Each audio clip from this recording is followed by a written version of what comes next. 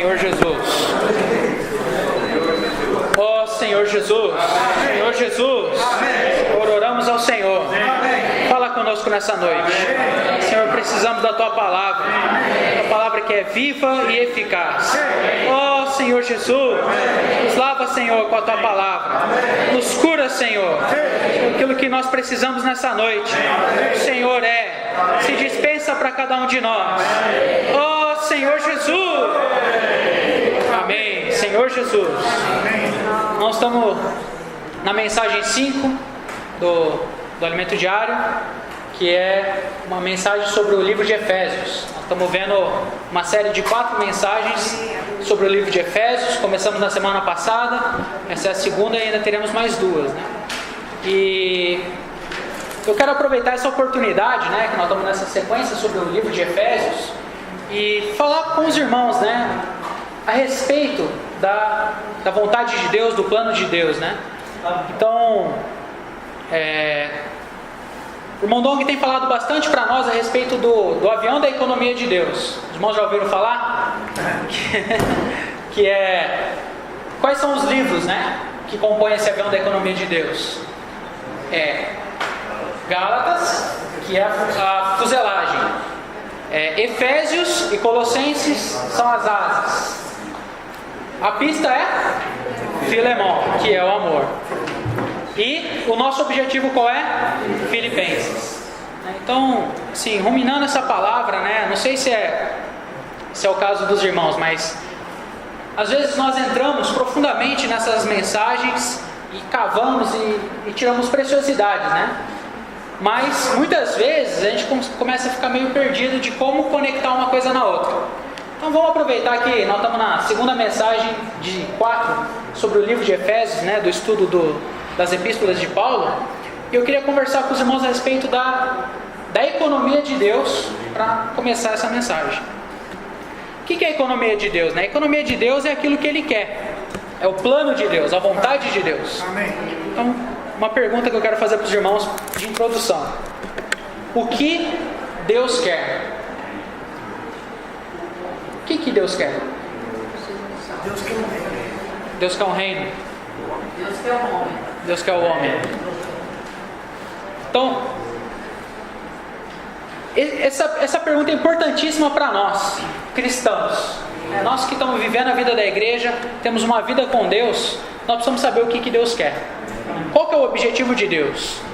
A gente acabou de ler que nós fomos predestinados, né? Nós fomos chamados. Para que Deus fez tudo isso, né? Então, se nós dermos uma olhada em Gênesis vai nos dar a dica. Na criação do homem,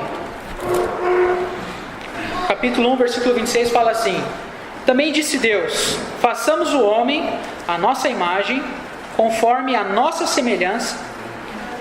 E aí continua, tem ele domínio e tudo mais, né? Mas aqui mostra a maneira como Deus criou o homem.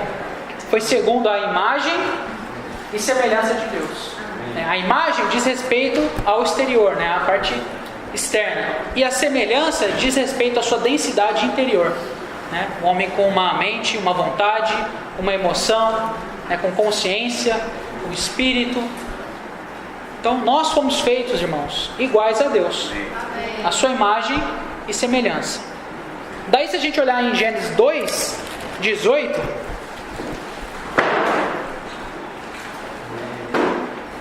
fala assim, disse mais o Senhor Deus, não é bom que o homem seja só. Far-lhe-ei uma auxiliadora que lhe seja idônea. Então aqui mostra uma necessidade que o homem tinha. Se nós olharmos o contexto de toda a Bíblia, nós vamos ver que essa necessidade do homem, sendo a imagem e semelhança de Deus, ela reflete a necessidade que Deus tinha. Então, me perdoem aqui, mas eu vou parafrasear esse versículo, né? Fala assim, não é bom que o homem esteja só, mas também não é bom que Deus esteja só. Deus criou o homem, porque Deus tem uma necessidade. Amém.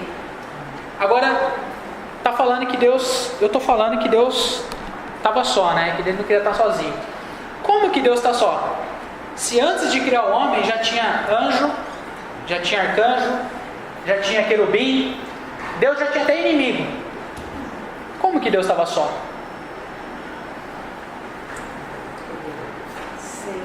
Quero só para ilustrar, contar uma história pessoal, né? A minha avó, depois que o meu avô faleceu, ela pegou uma cachorrinha. E a cachorrinha é uma poodle muito inteligente. E aquela cachorrinha, meu Deus do céu, faz de tudo, né? E até se comunica com a minha avó, né? Quando ela está triste, a cachorrinha fica do lado dela. Quando ela está brava, a cachorrinha já se esconde. E ela vai buscar as coisas, e pede para passear, e avisa quando está na hora de ir no banheiro. Eu pergunto para os irmãos, é a mesma coisa do que ter o meu avô ali? Por que não?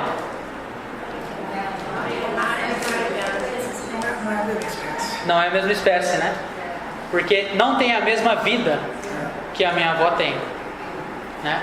Por mais que o cachorrinho perceba as coisas, ele não sabe o que ela está sentindo, né? Ele não sabe pelo que ela está passando, né? Então, por mais, irmãos, que Deus já tivesse criado muitas coisas, ainda não havia no universo uma entidade ou um ser que tivesse a mesma vida e natureza que Deus tem, né? Amém. Deus ainda não tinha passado, ele deixou o homem passar por isso, né? Fez o homem dar nome a todos os animais. E aí depois, quando Deus criou a mulher, o homem disse: essa afinal é osso dos meus ossos, carne da minha carne. Talvez Deus tenha falado assim: Adão, agora você está me entendendo. Tem muitos animais, muitas coisas, mas essa afinal é osso dos teus ossos, carne da tua carne. Então Deus tem essa necessidade de encontrar no universo alguém que tenha a mesma vida e a natureza que ele, né? Jó também passou por isso. Jó, quando estava sofrendo, né, ele virou para Deus e falou assim: acaso você tem olhos de carne para ver como mortal? Ou os teus dias são como os dias do mortal, né? Jó estava reclamando assim, falando para Deus, né? Ele falando para Deus do sofrimento dele. Eu estou sofrendo, mas você é Deus, você não sabe o que eu estou passando. Essa também era uma realidade de Deus, mas na verdade ali era uma necessidade ao contrário, né? Deus estava mostrando para o homem, falou: olha, assim como você está pensando isso, você não tem a vida e a natureza de Deus para saber como eu me sinto. E aí? Então Deus decidiu: façamos o homem a nossa imagem e semelhança. Então, irmãos, a economia de Deus, o plano original qual que era? Deus criou o homem, colocou o homem no jardim, fez a sua imagem e semelhança, e Eclesiastes fala que colocou a eternidade dentro do coração do homem, né? Colocou um vazio do tamanho de Deus dentro do coração do homem. Para quê? Para depois encher o homem com a vida e a natureza de Deus. E qual é o caminho original que Deus escolheu para que isso acontecesse? Criou o homem e a mulher, colocou eles no jardim e preparou uma árvore, a árvore da vida. Assim que o homem comesse da árvore da vida, ele receberia a vida de Deus. E por receber a vida de Deus, ele seria como Deus. E Deus não mais estaria sozinho no universo. Só que aí, Satanás se antecipou e desviou o homem de comer da árvore da vida. E levou ele a comer de qual árvore? Do conhecimento do bem e do mal. Com isso, a gente termina em Gênesis 3, 24. Então, 24. E expulso o homem, colocou querubins ao oriente do jardim do Éden, e o refugir de uma espada que se revolvia para guardar o caminho da árvore da vida. O homem caiu, se tornou pecaminoso, o pecado entrou no homem, e agora, irmãos, tanto o homem quanto Deus estavam sozinhos. E para piorar, né? O homem estava numa condição sem nenhuma esperança. Por quê? Porque o fruto da árvore do conhecimento do bem e do mal qual que é? É a morte. O homem estava condenado à morte. Senhor Jesus. Amém. Então esse foi o primeiro passo do plano de Deus. Vejam, Deus criou o homem porque Deus queria deixar de ser sozinho. Deus estava só, mas Ele não queria mais continuar assim. E aí Ele criou o homem para receber a sua vida e a sua natureza. Satanás se antecipou e desviou esse homem. Mas Deus não desistiu do homem. E aí nós vamos para Efésios, capítulo 2. Senhor Jesus.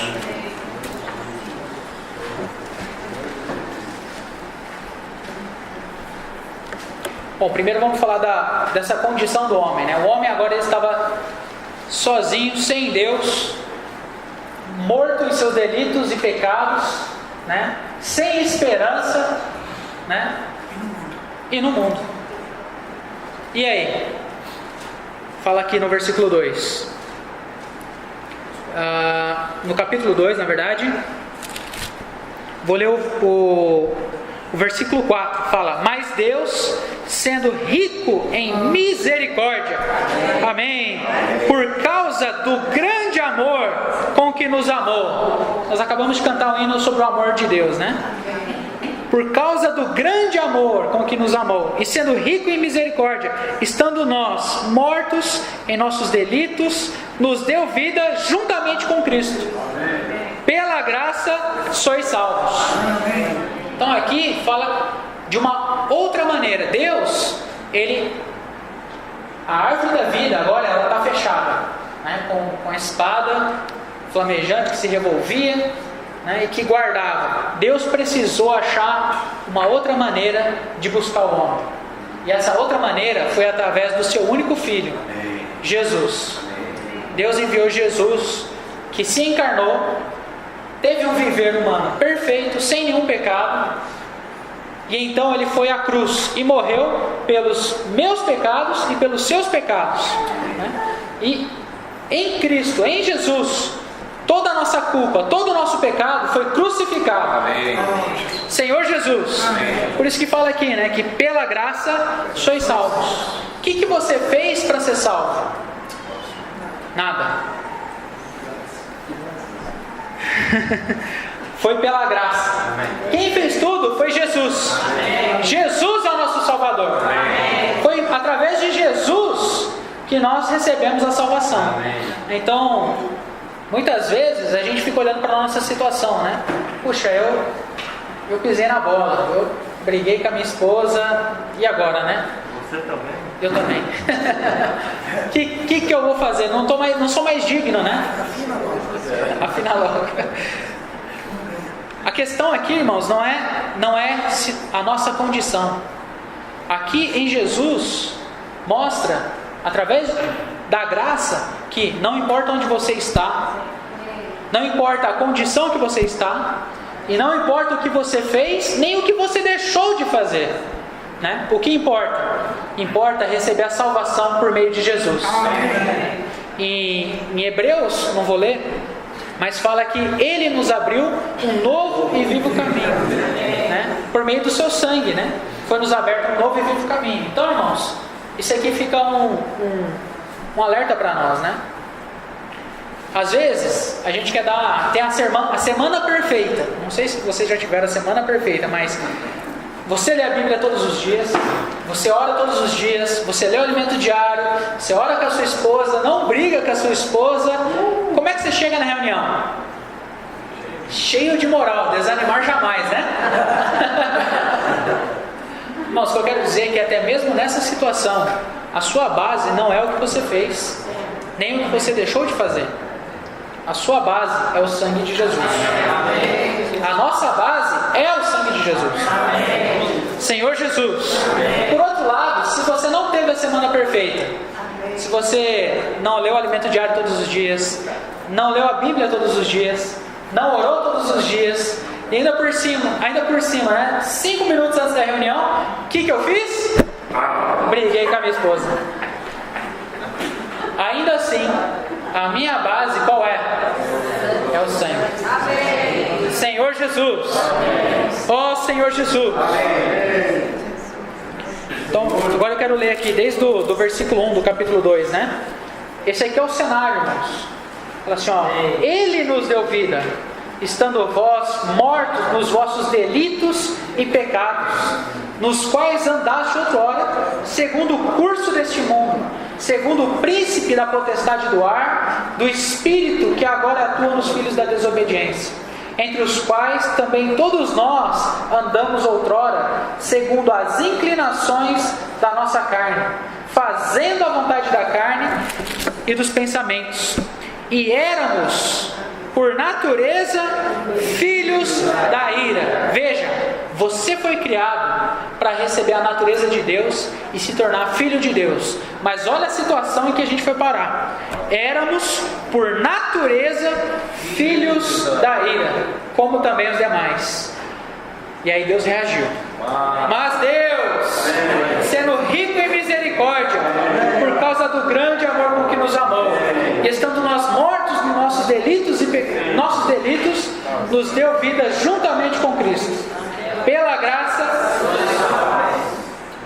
amém, Senhor Jesus, e juntamente com Ele nos ressuscitou e nos fez assentar nos lugares celestiais em Cristo Jesus. Amém. Amém, Senhor Jesus. Ó Senhor Jesus. Então, irmãos, aqui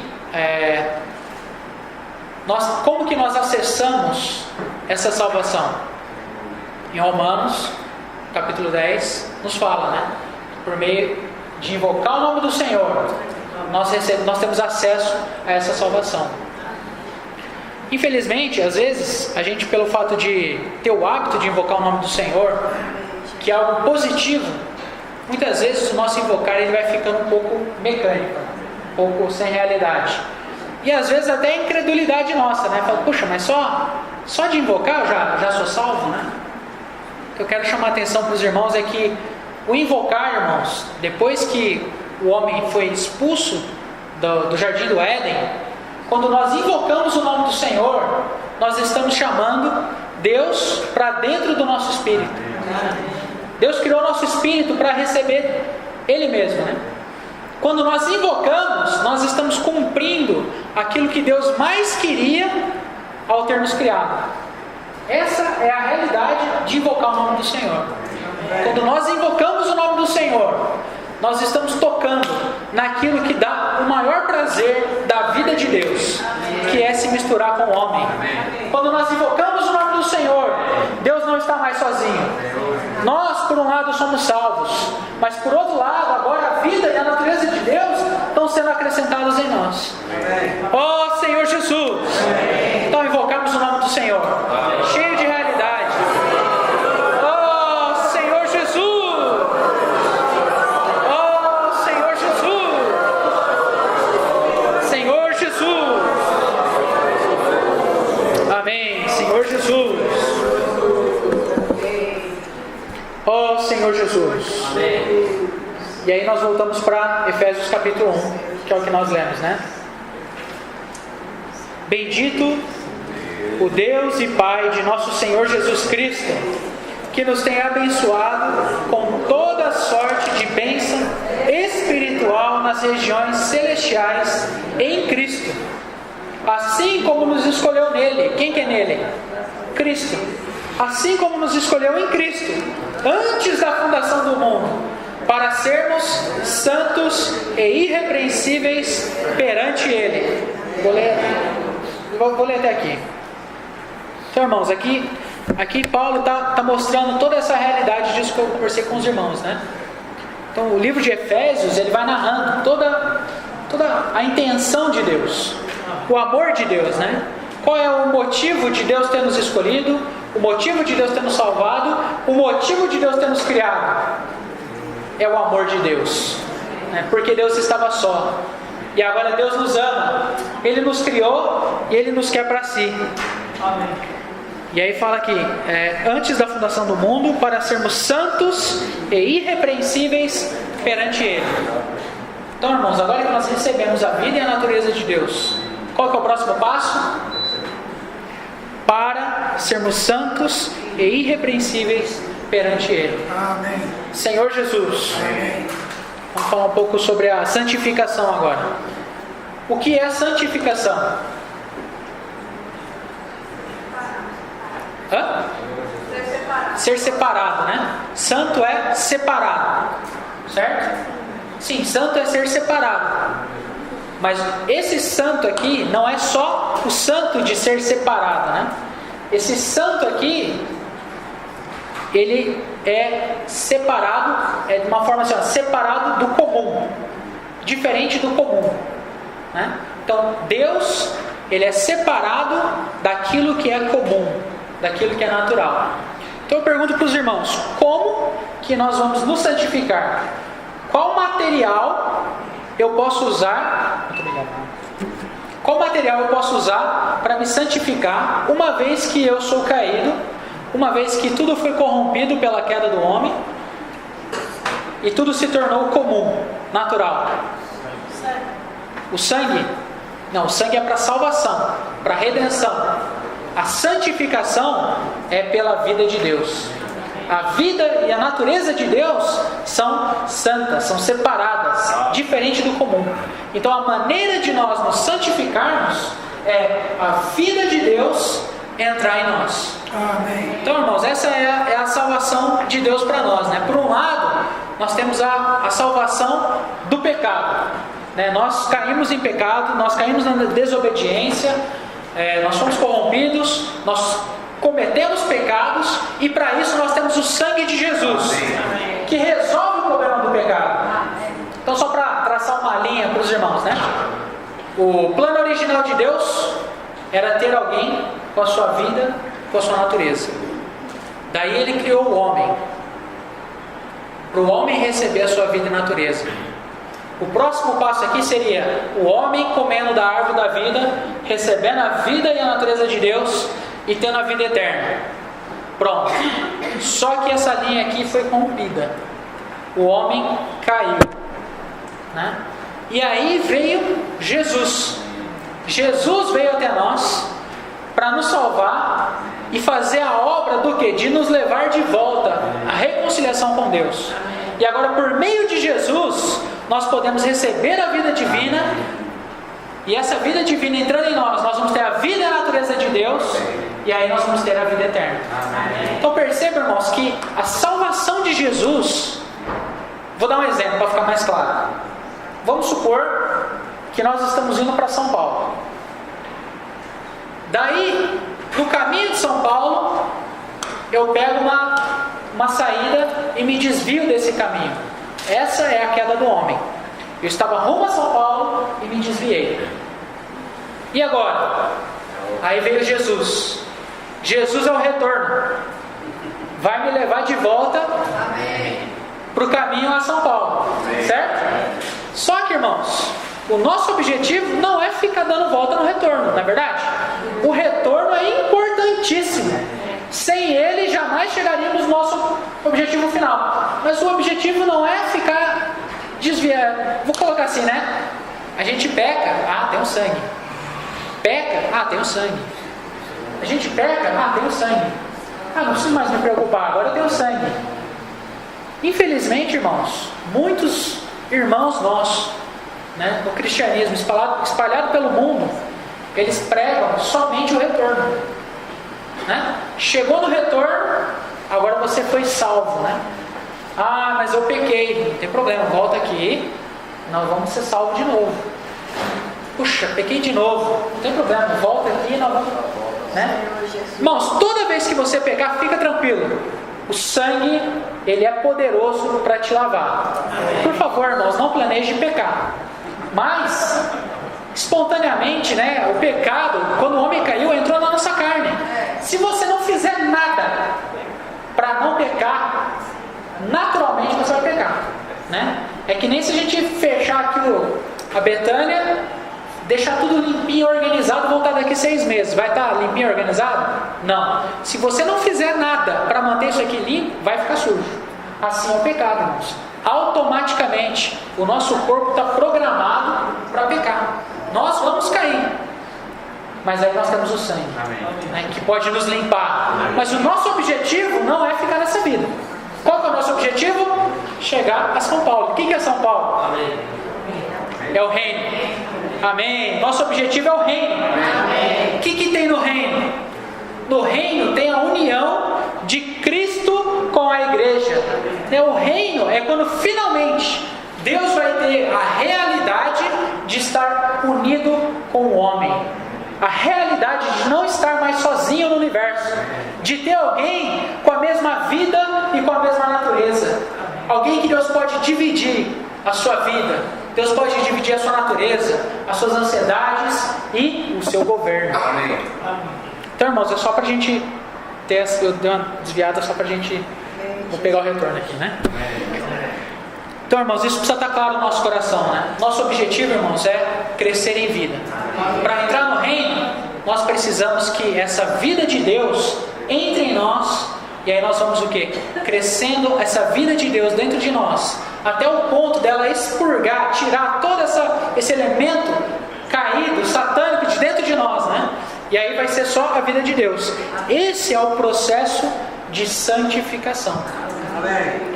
Só que, de novo, sozinho ele não acontece, né? Se você não fizer nada, ele não acontece.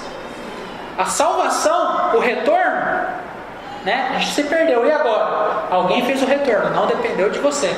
Jesus veio e te salvou. Amém. Mas agora, continuar caminhando até o reino, aí já não é mais independente de nós. Aí já depende de nós. Nós precisamos caminhar em direção ao reino. Amém. Por meio de buscar o Senhor. Amém. De permitir que a vida de Deus entre em nós. E que a gente vá crescendo em vida até chegar lá. Né? Então, na prática, né, essa santificação. Hoje, irmãos, nós precisamos nos santificar. Nós precisamos nos separar daquilo que é comum. Senhor Jesus. Amém. O que hoje você sente que precisa ser santificado no seu viver? Algo que é comum.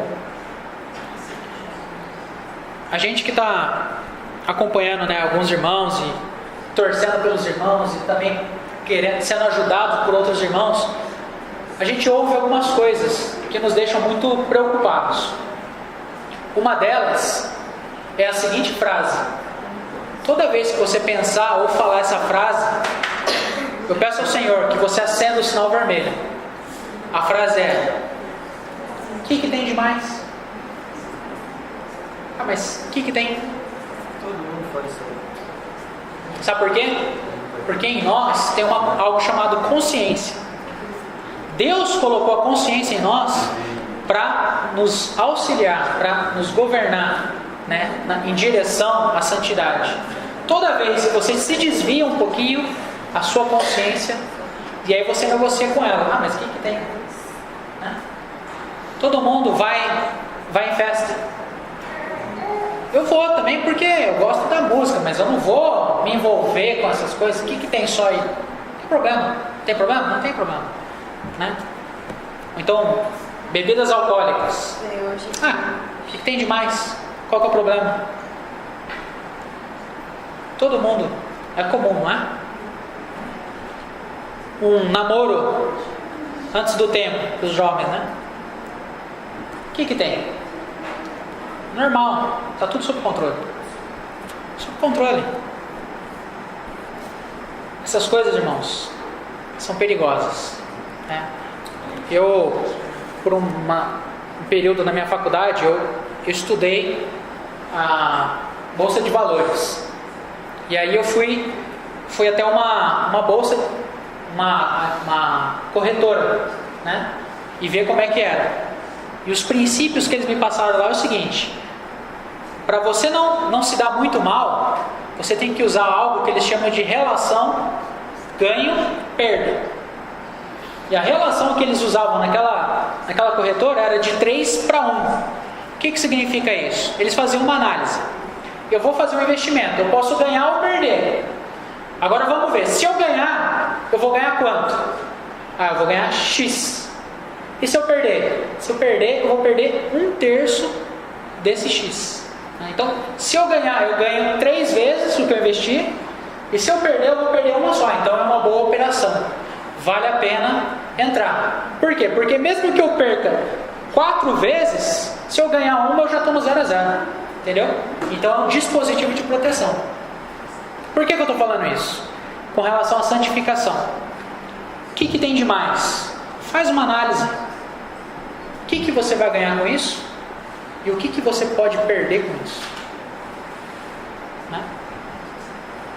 Às vezes, irmãos, a gente está pondo tudo a perder para ganhar quase nada. Essa não é uma decisão sensata. Não é uma escolha sábia.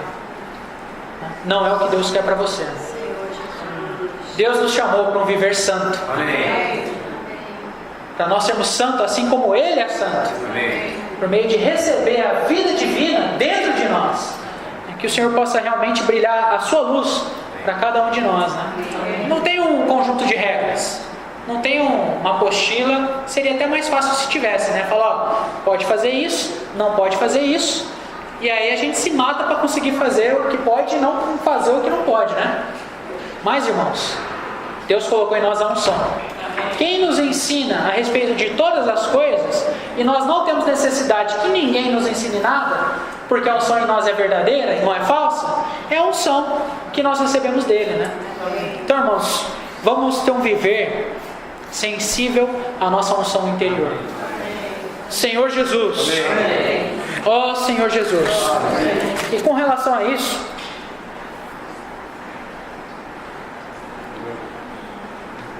ó Senhor Jesus, eu quero falar sobre o nosso viver cristão, aproveitando já o assunto, né? Pelo simples fato de não ter um conjunto de regras, né? Às vezes nós mesmos colocamos algumas regras ou estereótipos, né? Aquilo que a gente pensa que é o correto. Então, irmãos, tem algo que já está me incomodando há um tempo, né? E eu quero vacinar os irmãos, né? Porque eu não quero cair nessa situação. Mas nós vivermos uma vida cristã sem a realidade de um viver cristão. Esse é o pior investimento do mundo. Pensa, as pessoas do mundo, elas estão desfrutando os prazeres dessa vida. Os cristãos genuínos vão desfrutar os prazeres do mundo que é de vir. E os mornos? Os mornos nem desfrutam dos prazeres dessa vida e nem vai desfrutar do reino. É o pior negócio. É ou não é? Ser um cristão meia boca é o pior negócio. Então, irmãos, vamos ser um cristão genuíno. Amém. Senhor Jesus. Amém. Invocar o nome do Senhor. Amém. Irmãos, quando a gente invocar o nome do Senhor, a gente tem que invocar para fazer Deus parar, atrapalhar Deus mesmo. Deus, agora você vai parar o que você está fazendo, porque nosso invocar tem que tirar Deus de onde Ele está. E tem que trazer Deus para dentro do nosso espírito. Amém. Quando nós invocamos o nome do Senhor, algo precisa mudar. O universo precisa mudar. Senhor Jesus. Para isso, irmãos, nós precisamos invocar com o órgão correto. Nós temos em nós um espírito. Invocar o nome do Senhor não é com a boca. Invocar o nome do Senhor nasce no nosso espírito. É um clamor interior, né? Invocar, o que é invocar? Chamar Deus para dentro de nós. Então, nosso espírito começa a clamar: ó Senhor Jesus, né? E esse clamor vem até brotar na nossa boca: ó Senhor Jesus. E aí nós chamamos, né? Quero ler um versículo com os irmãos. Está em Mateus capítulo 7. Senhor Jesus. Com o tempo, irmãos, nós vamos aprendendo a viver a vida da igreja. Não, isso não é bom. Nós vamos acostumando, foi o que eu quis dizer, né? Nós vamos acostumando a viver a vida da igreja. Então, por exemplo, eu estou mal. Estou muito mal, por exemplo. Aí, eu venho na reunião. Eu chego mal na reunião, sento mal na reunião, o que vai fazer? O Eudes vai chegar em mim e vai falar: ó, Daniel, você está mal. Fala para mim, o que está acontecendo? Mas eu não quero que o Eudes venha falar comigo, porque eu não quero me abrir para ele, né? Então o que eu faço? Eu finjo que está tudo bem. Nós aprendemos a viver a vida da igreja. Eu chego numa reunião, eu abro o meu inário, eu posso pedir um hino, eu invoco o Senhor, eu canto Eu ouço a palavra, eu volto para casa e o problema continua lá. Nós continuamos intocáveis, né? Intocados. Qual que é o problema disso? O problema disso é que a nossa pessoa continua a mesma. Só que a pessoa que eu sou nesse momento não é um vencedor ainda. Se eu continuar a mesma pessoa até a volta do Senhor, eu não vou ser um vencedor. Então, irmãos, nós precisamos nos abrir o trabalhar do Senhor. Amém. Na conferência da região 8, foi até curioso, né? Na sala Jasper ali, os irmãos estavam tendo comunhão, e aí o Miguel ele nos ajudou. Ele reparou algumas coisas, e ele falou: irmãos, antes da gente começar a nossa comunhão, eu quero falar algo para vocês. Eu tô de olho, eu tô reparando. Eu reparei isso. Então, irmãos, vamos mudar isso, né? Então agora vocês compartilham. Adivinha quem falou alguma coisa? O Miguel falou: eu reparo nas coisas e estou de olho em vocês. Quem que abriu a boca? Ninguém abriu a boca, né? São os irmãos mais velhos. Essa é uma boa estratégia, né? Se você não quer ser exposto. Eu não quero ser exposto, né? O Jonas, se eu me abrir, o Jonas vai me corrigir. Aí ele vai ver quem eu sou e pode me rotular e tudo mais, né? Qual que é o problema disso? É uma ótima estratégia para me manter numa boa com os irmãos, né?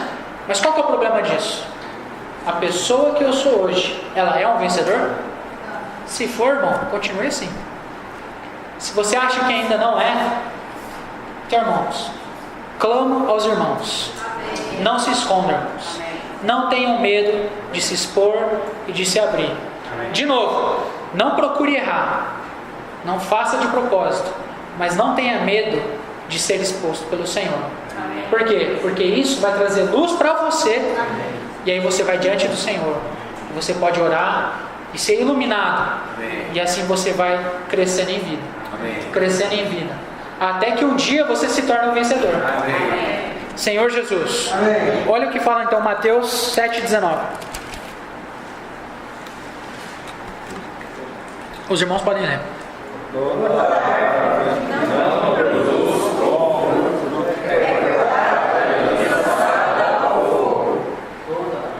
Até o 21.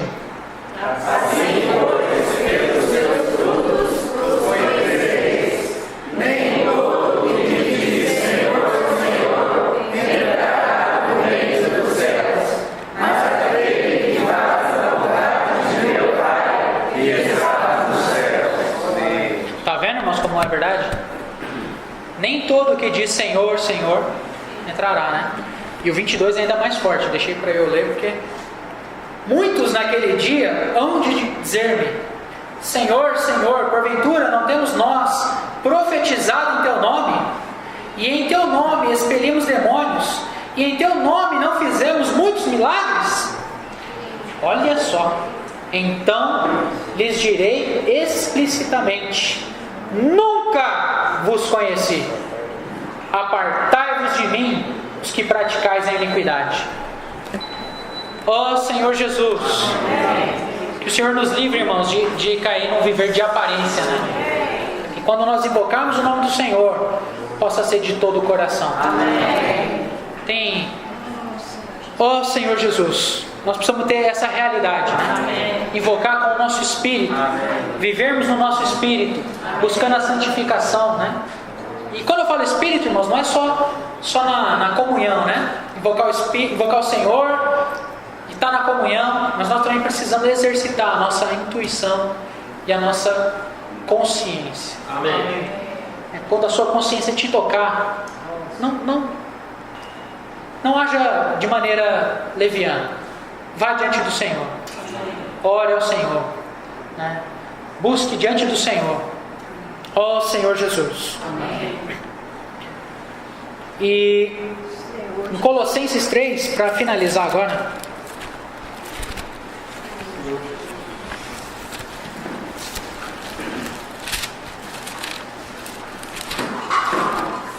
aliás, antes do Colossenses eu quero ler Gálatas 1:10.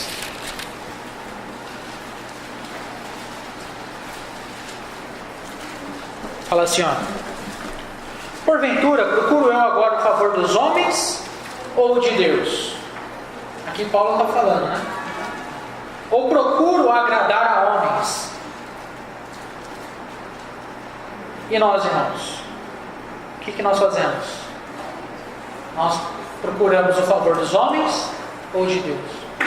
Ou procuramos agradar a homens? E agora vem a parte que para mim é muito pesada. Se agradasse ainda a homens, não seria servo de Cristo. Irmãos, quando nós temos um viver para não nos queimar, né, não nos expor diante dos homens, nós estamos procurando agradar os homens. Aqui fala, então nós não somos servos de Cristo. Que no nosso viver, irmãos, nós possamos ser servos de Cristo. Ó Senhor Jesus. Os irmãos não estão aqui para nos julgar, para nos condenar, para nos rotular e nos isolar. Não, Daniel já errou 3 vezes com ele de lado. Não serve mais. Não. Os irmãos estão aqui para nos ajudar. Com o amor de Deus, né? Com aquele amor que nós lemos em Efésios, né? O objetivo de Deus qual que é?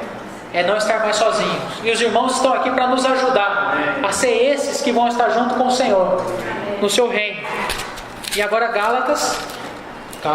Colossenses 3, versículo...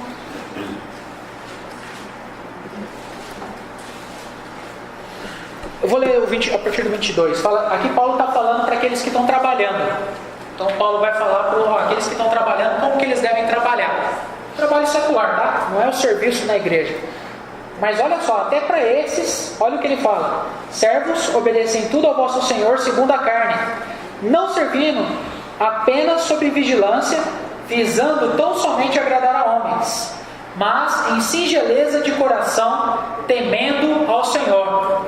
Irmãos, lá no seu trabalho, no seu dia a dia, o que você estiver fazendo lá, você está fazendo aquilo para o Senhor. Faça temendo ao Senhor. O fruto do seu trabalho pode ser um bom testemunho do Evangelho de Cristo para as pessoas. Continuando. O versículo 23. Tudo quanto fizerdes, fazei-o de todo o coração, como para o Senhor e não para homens, cientes de que recebereis do Senhor a recompensa da herança. A Cristo o Senhor é que está servindo. Então aqui ele está falando para quem está trabalhando. Você imagine nós, no nosso viver cristão, né? Fala, tudo quanto fizerdes, fazei-o de todo o coração. Irmãos, quando a gente for invocar o nome do Senhor, irmãos, vamos invocar de todo o coração. Quando você for ler a Bíblia, leia de todo o coração. Quando for ler o alimento diário, na segunda-feira de manhã, leia de todo o coração. Como para o Senhor, não para agradar homens, cientes de que recebereis do Senhor a recompensa da herança. Senhor Jesus.